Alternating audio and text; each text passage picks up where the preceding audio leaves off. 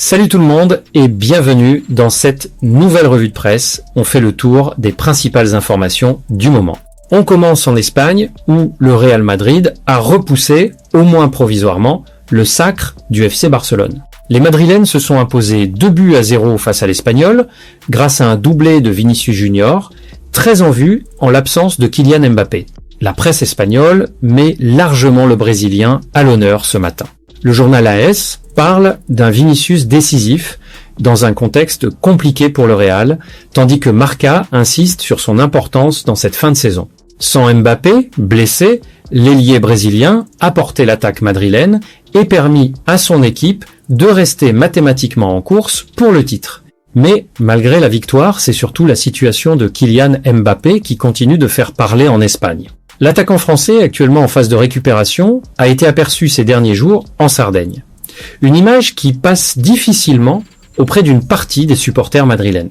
Interrogé en conférence de presse, Álvaro Arbeloa a tenté d'apaiser les tensions. L'entraîneur madrilène a expliqué que tout était supervisé par les services médicaux du club et que les joueurs restaient libres de gérer leur temps libre lorsqu'ils ne sont pas convoqués à Valdebebas. Des explications qui n'ont pas convaincu tout le monde. Sur la Cadena COPE, le journaliste Juanma Castaño s'est montré particulièrement critique. Selon lui, si la blessure était réellement importante, Mbappé ne partirait pas passer quelques jours hors de Madrid en pleine période de récupération. Dans le même temps, plusieurs médias espagnols évoquent également un certain malaise en interne. D'après Onda Cero, certains joueurs du Real Madrid comprendraient mal certains privilèges accordés aux Français. Le fait de le voir quitter régulièrement Madrid lorsqu'il est blessé commencerait à agacer une partie du vestiaire. Ces informations viennent renforcer les rumeurs déjà apparues ces dernières semaines autour d'une intégration plus compliquée que prévue pour l'ancien joueur du PSG. Même si publiquement le club reste calme, plusieurs observateurs estiment que la situation mérite désormais une attention particulière. Du côté du FC Barcelone, l'ambiance est évidemment très différente. Malgré la victoire du Real, les Blaugrana restent largement en tête avec 11 points d'avance et pourraient être sacrés champions dès le week-end prochain. Un match nul pourrait suffire selon les résultats madrilènes, mais la presse catalane explique que l'objectif du club dépasse désormais simplement le titre. Le Barça vise également la barre symbolique des 100 points. Avec actuellement 88 points, les joueurs de Hansi Flick devront remporter leurs 4 derniers matchs pour atteindre ce total historique. Sport rappelle d'ailleurs que seuls 2 entraîneurs ont réussi cet exploit en Liga.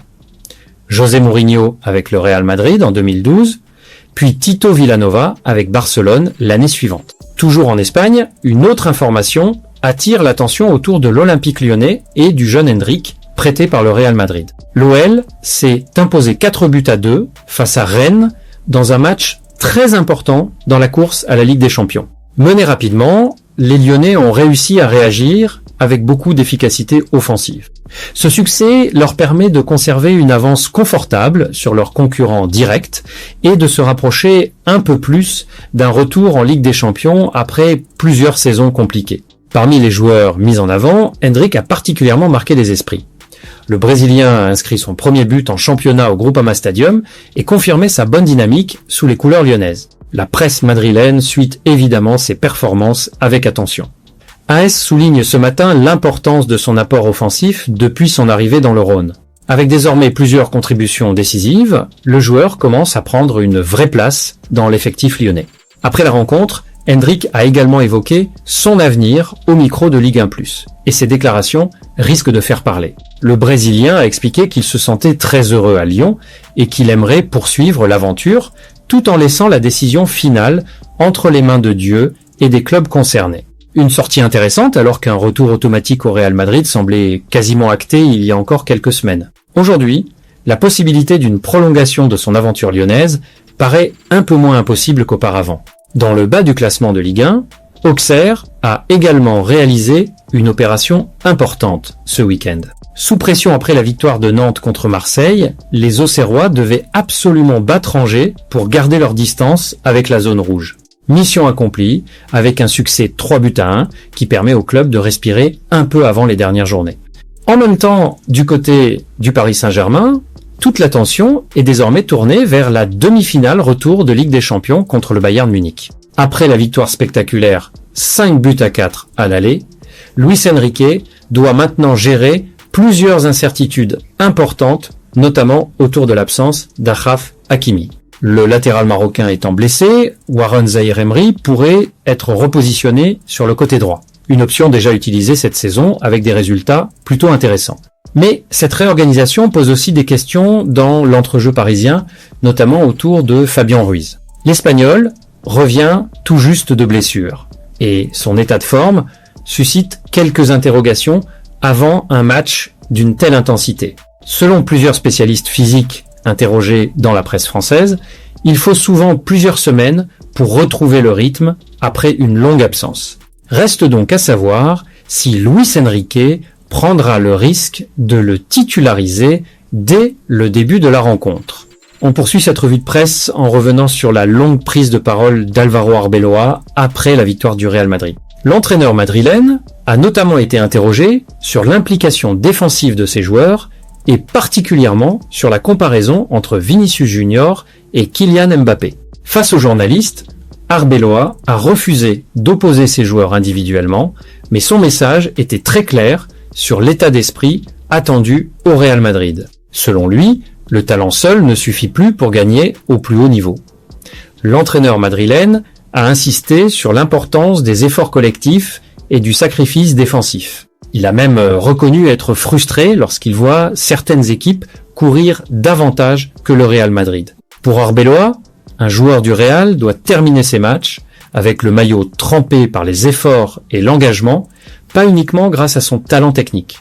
Le coach espagnol a également rappelé que l'histoire du club s'était construite avec des joueurs capables de souffrir ensemble sur le terrain et pas uniquement avec des individualités brillantes offensivement. Même si il n'a jamais cité directement Kylian Mbappé, la presse espagnole considère largement que ce message lui était destiné en priorité.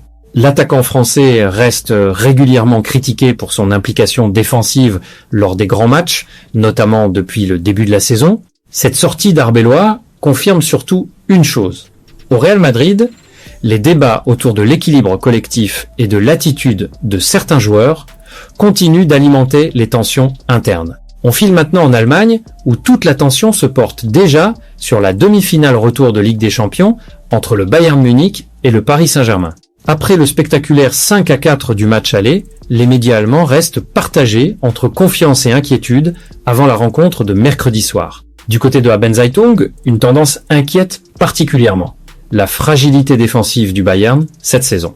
Même ce week-end, lors du match nul face à Heidenheim, les Bavarois ont encore encaissé 3 buts, malgré une large rotation de l'effectif décidée par Vincent Kompany. Le quotidien allemand rappelle que ce problème défensif revient régulièrement, aussi bien en Bundesliga qu'en Ligue des Champions.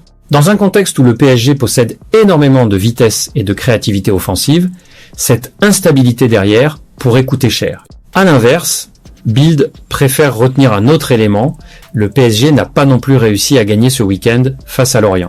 Selon le média allemand, les deux équipes arrivent donc avec certaines interrogations avant ce choc décisif. L'impression générale en Allemagne reste malgré tout très claire. Cette demi-finale retour pourrait encore offrir un match totalement ouvert entre deux équipes qui assument pleinement leur football offensif. Et justement, plusieurs médias européens continuent de revenir sur l'intensité exceptionnelle du match aller. Beaucoup considèrent déjà cette rencontre comme l'une des plus spectaculaires de ces dernières années en Ligue des Champions. Les observateurs allemands soulignent notamment l'impact énorme de Michael Olise et Luis Diaz côté Bayern, mais aussi la capacité du PSG à répondre constamment offensivement malgré la pression bavaroise. En France, plusieurs consultants estiment également que Luis Enrique ne changera pas son approche au retour. Malgré l'avance d'un but, Paris devrait continuer à jouer vers l'avant plutôt que chercher à gérer le résultat. Le technicien espagnol considère que défendre trop bas contre le Bayern serait probablement la pire option possible. Son idée reste donc de conserver un bloc agressif et capable de garder le ballon malgré l'ambiance annoncée à l'Allianz Arena.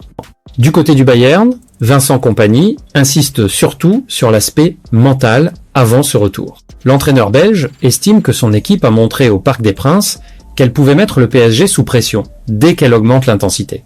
Les Bavarois restent convaincus que la qualification est encore totalement ouverte surtout après leur retour spectaculaire dans les dernières minutes du match aller. Voilà, c'est tout pour aujourd'hui. Merci de votre fidélité. N'oubliez pas de liker et de vous abonner si ce n'est pas encore fait, ça nous aide énormément. Prenez soin de vous et on se retrouve très bientôt pour une nouvelle vidéo.